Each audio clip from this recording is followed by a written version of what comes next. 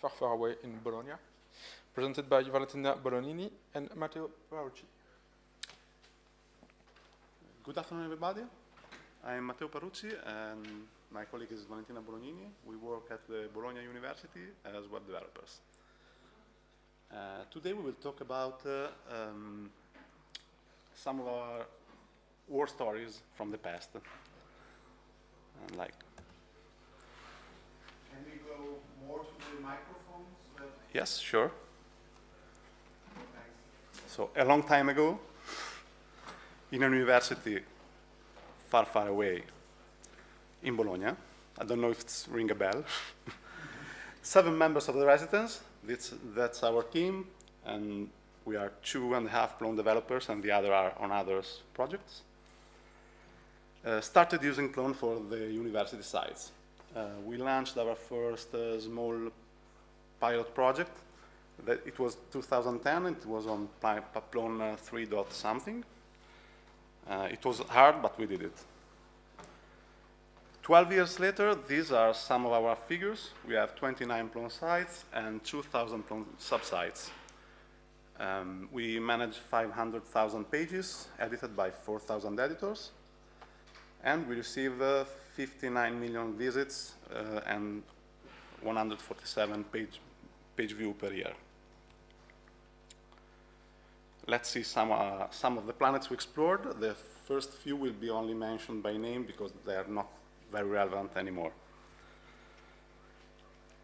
Episode 1 was the pilot project, Scienza Due Voci, and it was basically a repository of historical female scientists. Our main objectives were to learn as much as possible and to decide if it could be the tool that we would have used in the future for the other sites.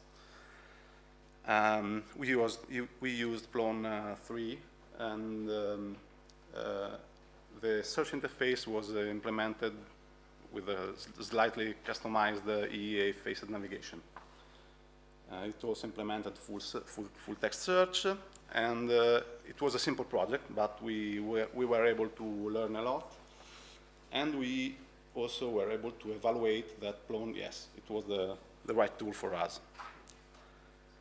1 year later, episode 2, the department sites, we needed to create very flexible home pages that allowed our editors to change the look and feel of the page quite easily. There was no tiles, obviously, at the time, so we had to implement and hack something together. We had multiple Plone sites for different languages because the content weren't the structure of the contents were not the same on the English and Italian sites, so we made different Plone sites per language. And it was the first time we used custom compiled CSS based on the site object fields. It was our first real-world project with specifics and editors to ask things. Now it feels, the graphic design feels quite old, but it was redone, and it's a spoiler for the following parts of the presentation. The episode 3 is the university main site. In 2013, we are ready for a big step, so we migrated the main university website in Plone.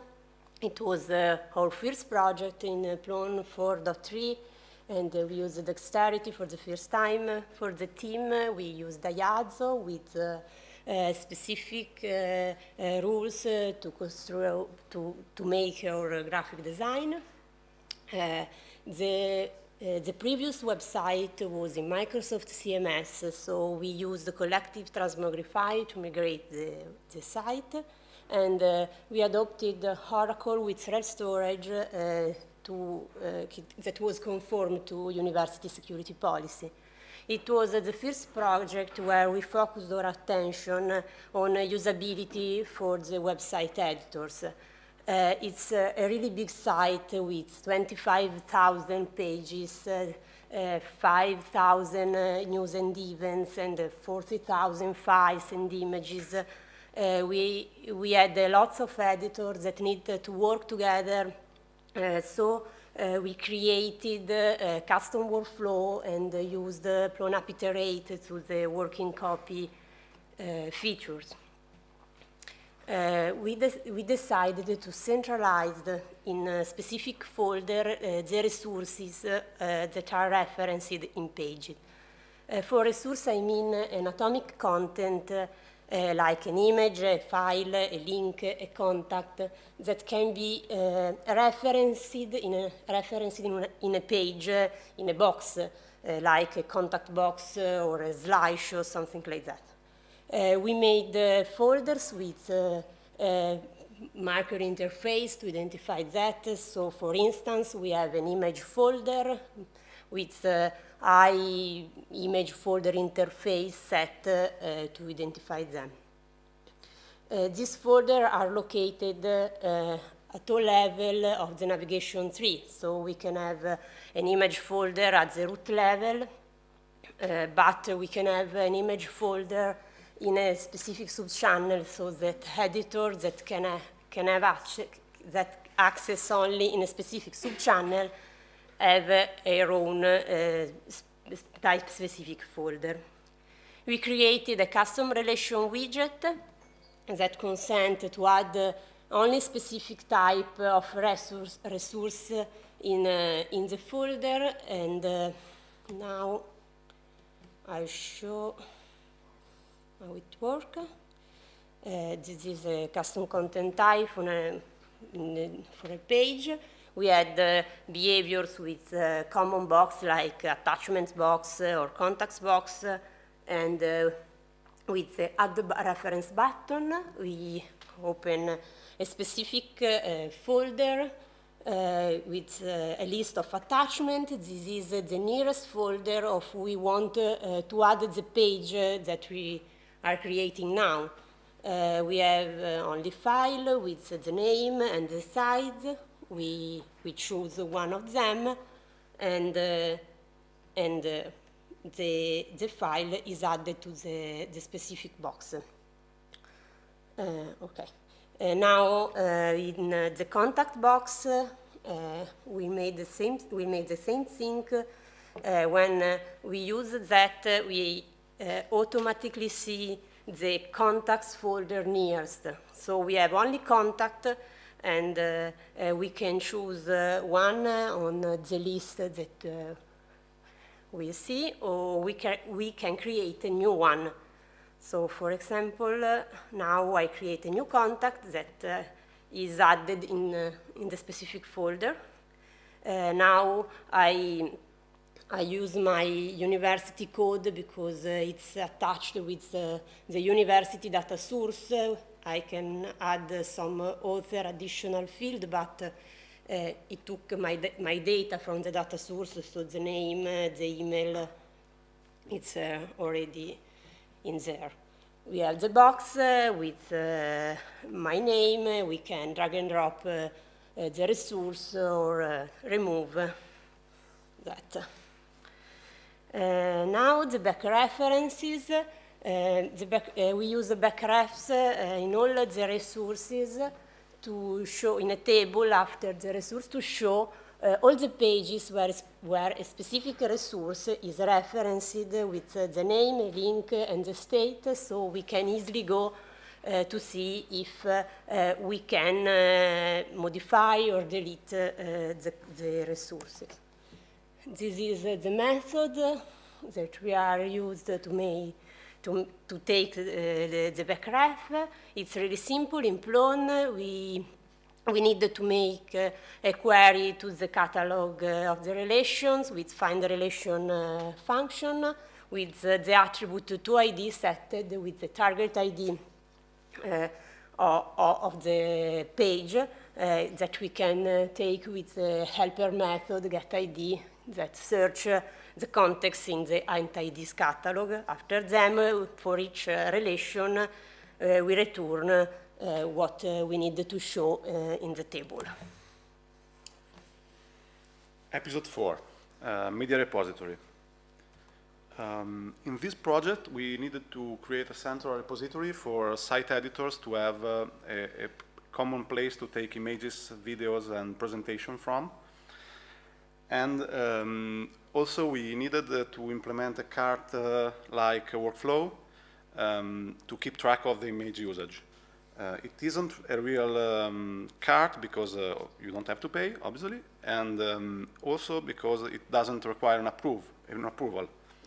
It did in the first version, but they received too many requests, so they asked us to be automatic. Also, it needed to give different resolutions for video and pictures in order to use for different media. Maybe you want an high resolution picture for the printing or a low resolution picture for the web. The new tools we used, we implemented a custom scaler that added the editorial watermark based on one of the fields of the media. Also, we implemented a two-level faceted filter that allowed the user to better search the needed resources. At the moment, it indexes almost 40,000 media. That's a small video. Here we are in the home page. You have a picture section where you can search for the most used filters. The video section works more or less the same way. And there is the presentation section that is outside of the cart. It's a direct download. It doesn't need to track requests. In the picture section, here are I can filter for subject, and I get student pictures. And maybe I only want horizontal picture because they fit better my layout, so I remove the vertical, selecting format horizontal. And after that, maybe I want pictures that were taken outside, so I choose environment, and outside it's all in Italian because our editor are Italian. So you have infinite scroll, and when you open the picture, you can see the details. This is the editorial watermark that comes from one of the editorial fields. This is the default University of Bologna. These are the tags that are in two levels, category, hash, tag. Here you have this description that is helpful for full text search.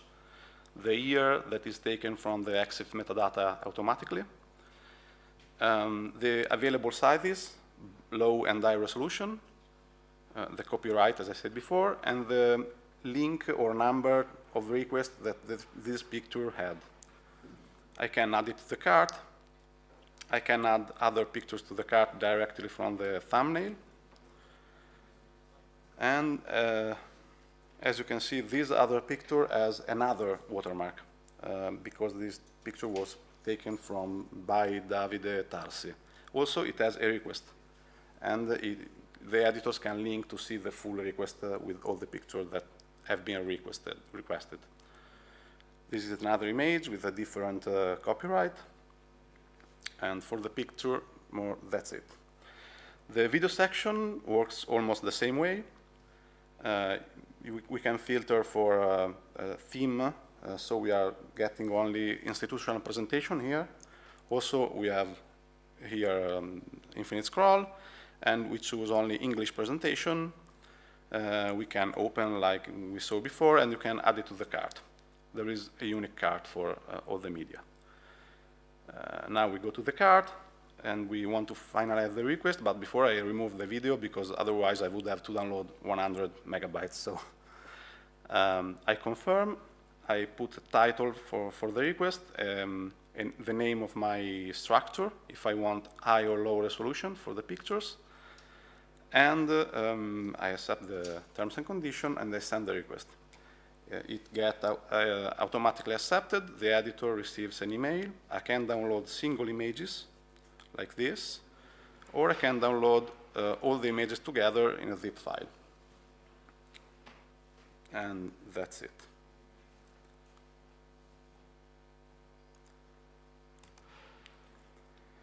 Our touch point is about dynamic watermarking.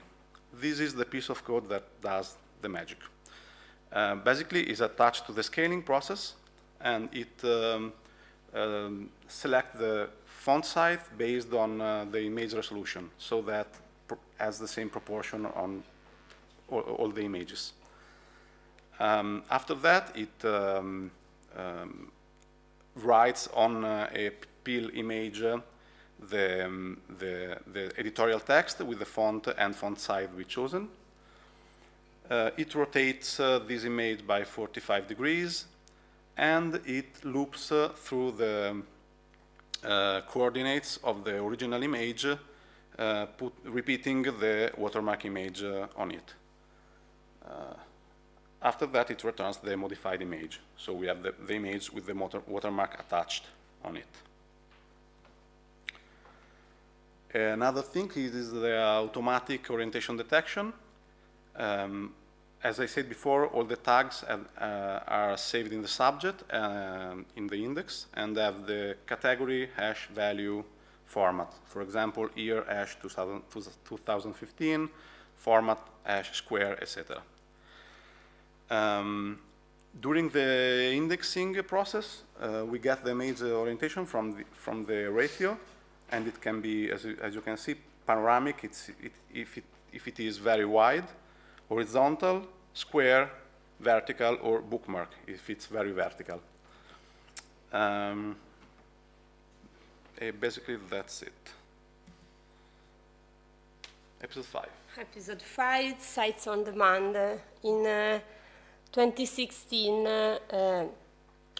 we had lots of websites hosted in servers located all around the university departments. So we faced with lots of issues of security and maintainability. We decided to centralize this website and create a service for the people that work in the university. We created the Sites on Demand service that allowed editors to create and manage their own website without a training for the editor staff.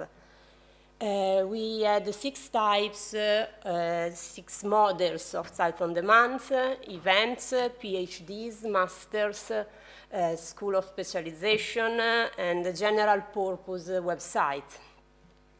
We moved from our experience with collective lineage to create this sub-site in Plone. It was our first project with Plone Tile. We create a custom tile manager and a step-by-step wizard to create and configure the website. This is the creation process of the website. It's really simple to create a new site. The editor goes in an online request form, sets some data about the website like title, description, URL, and language.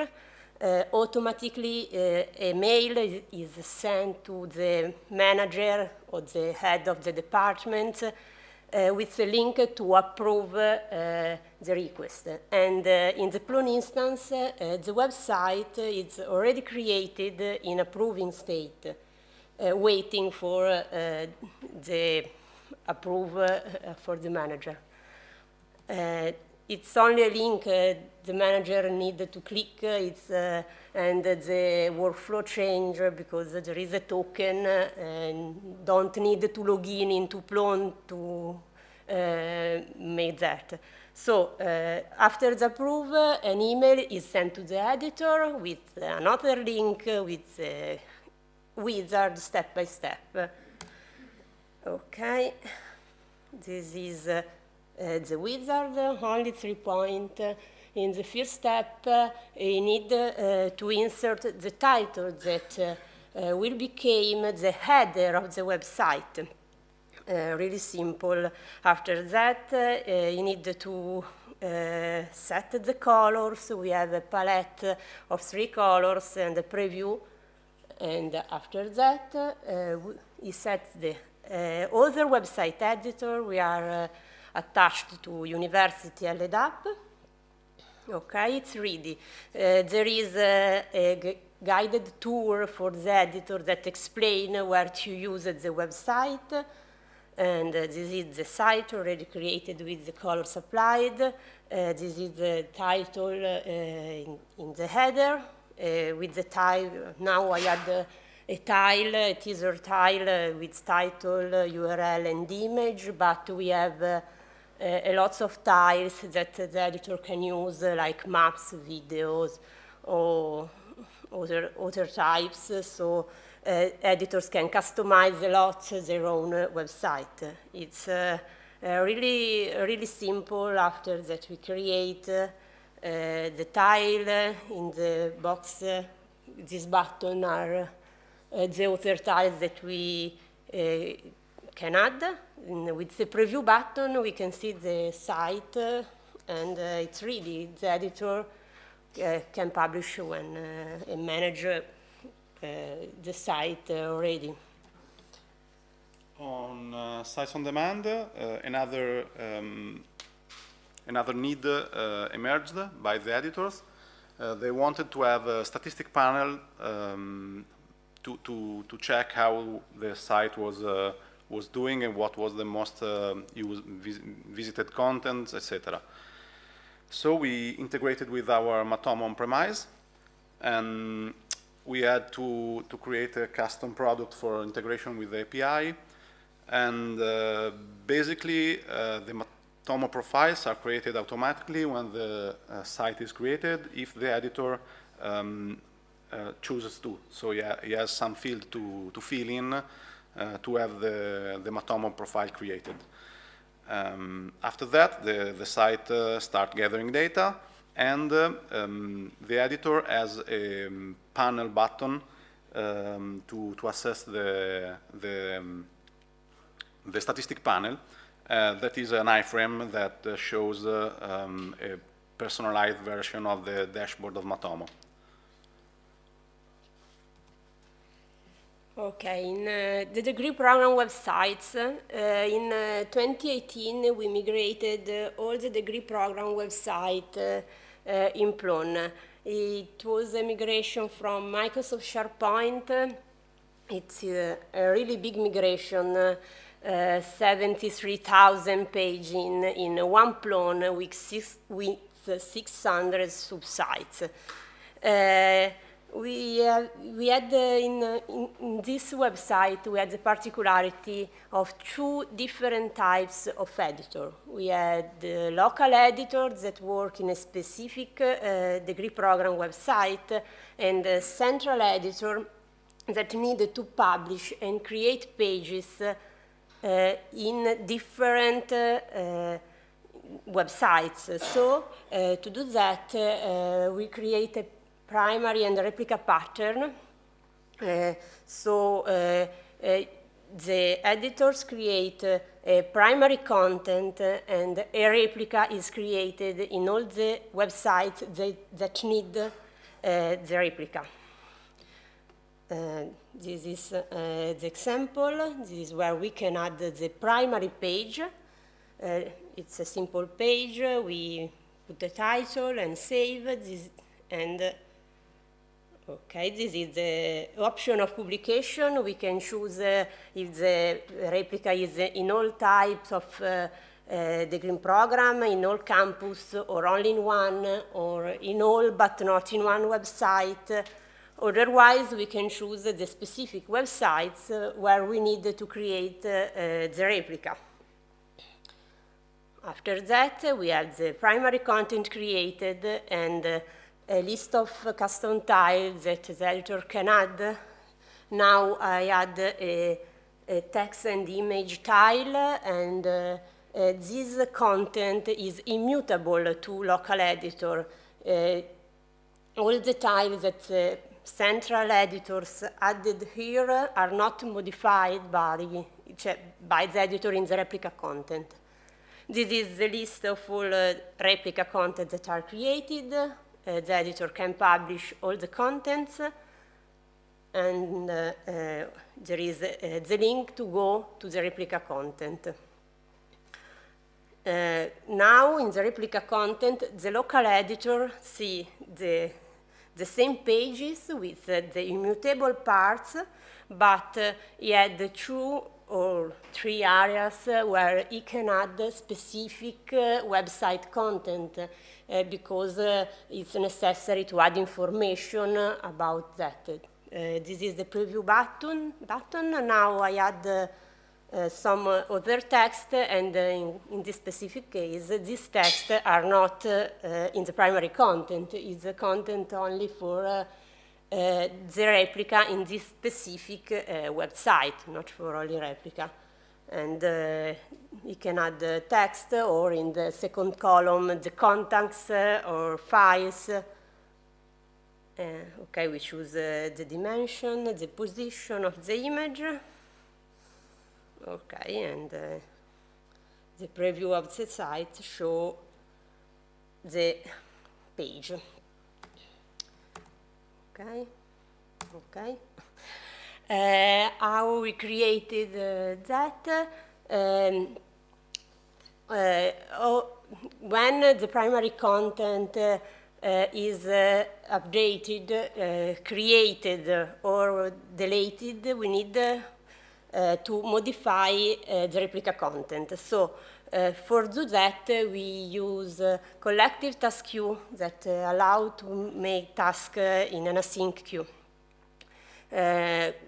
When an update or a creation happen, we add the task in the task queue with the add method, with the URL of a browser view method that made the sync. When the jobs start, it calls the iPrimary content adapter sync method that create a different list of replica paths. For each of these paths, he made the correct operation that we need to do. We have another list with all the paths of all the replicas that we need to create, the delete list with the replica that we need delete or renamed. And for do that, we use Plone API methods. For update, we need to change the modification data of the replica content and to reindex the object. For the tiles, we don't copy the tiles of the primary content in all the replica content because we directly show the primary view in the replica content. We have this method that returns the view, and in the page template, we show directly the tiles of the primary content. Episode 2 Remastered Edition. As I said before, department sites were remade in recent years, and we migrated all the 2011 site, but also we had other requests. The editors wanted to have the editorial newsletters and privacy compliant form that deleted data after the expiration date as per GDPR. We also did a full renew of the graphic design, and to do that we needed to do a deep customization collective easy forms. We created a Unibo easy forms package that overrides a lot of things. And also we had to integrate with Mail App, that was our selected service to send newsletters. Working with editable forms is hard. That is my takeaway of this project. Basically, the design renewal, it's what you see. The one on the left became the one on the right, a little bit more modern. About the department sites privacy compliant form, we needed that editors wanted to accept event subscription through forms. And they wanted to choose the kind of privacy that depended on the type of event. Maybe you have events where pictures are taken or videos, and end user must release the permission for this. Users, on the other hand, needed to accept different privacy policy, and by law we needed to delete collected data past the expiration date. Also, editor wanted to be reminded of the data deletion to avoid accidental data deletion. So reminder mail needed to be sent days before the removal. Here we have a small demo of the, this is the event pages, the events page. I go inside an event, and I add the form tile with the title, okay. Inside this tile, I can add the effective form that will render as a button that opens the actual form. So it's the button text. I also have to decide maybe the maximum number of subscribers, the number of people that can be queued, a reference email that is the administration form email, and the end date for the registration. I also have to select a deletion date for the data as per GDPR. As I said before, you can also select different kind of privacies based on the type of event. Here I'm selecting event with pictures and videos registration, and I add the form. Now I can see the preview of the form with the default fields. We selected a set of default fields that we show, and they are name, address, city, the usual things, and reCAPTCHA, that is mandatory. Also, I can open the privacy policy, that is a long text, with the administration, the mail of the administrator of the form to send compliant things. This is the edit view of the form. We can add fields. In this example, I add a choice field. Okay. Choice. And I can decide if it's required or not. Obviously, I can drag and drop the fields. I can edit the fields. Here, I can add the possible values from my choice field, and I can remove unwanted fields. The only one I can't touch is reCAPTCHA because it's mandatory. Okay, so here I move fields around. I remove one field, and I save the form, and I preview the form. Being tiled, the save is not needed. Here I have my new fields. It's really nothing fancy. When I submit the form, the editor also gets email with all the data that I submitted. Okay, the touch point is about data deletion. We created a daily cron job that runs every night. And it searches the catalog for forms that are about to expire.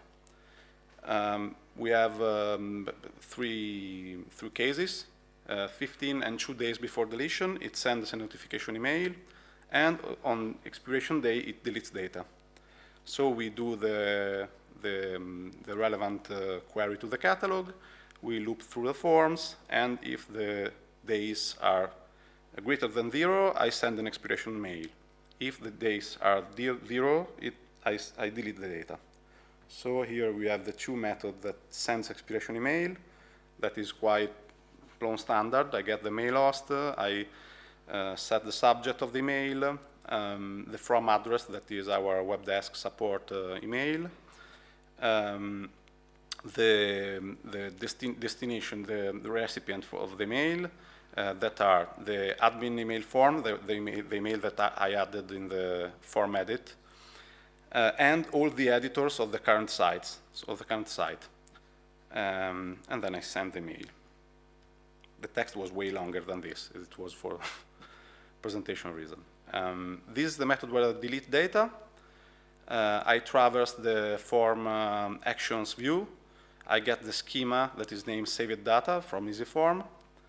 And I save the count of the subscribed people, of subscribed users. I save it to an actual field of the form that is expired data count. I can save this data because it's aggregated data, it's not personal data. And then I remove the data as per law. So, our feature plans. You must unlearn what you've learned. We would like to deploy next project on cloud, so we would have to unlearn, build out, I hope. You watch your language. Some website still runs on Python. True, we need to upgrade them. Never tell me the odds. We would like to use Matomo as a service, as a backup tracking tool. We now have Matomo on-premise as main tracking tool, but our editors want to have a backup system. We have removed Google Analytics for the privacy issues, and we would like to replace it with Matomo as a service. I hope you know what we are doing. We want to add a new feature on site on demand, something magic that with preferences of user and content that the user have created a perfect website. Traveling through hyperspace ain't like dusting crops. We will have to integrate with this space to have on the sites on demand digital library catalog. Always in motion, the future is. We are looking for a suitable project to use Plone 6. And goodbye, old friend. May the force be with you. It was only no point of future only. These are our contacts. Please reach out if you have questions or anything, and thank you.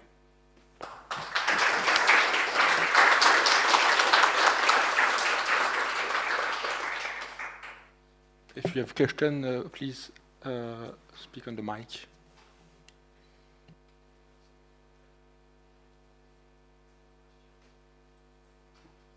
Okay. Thank you.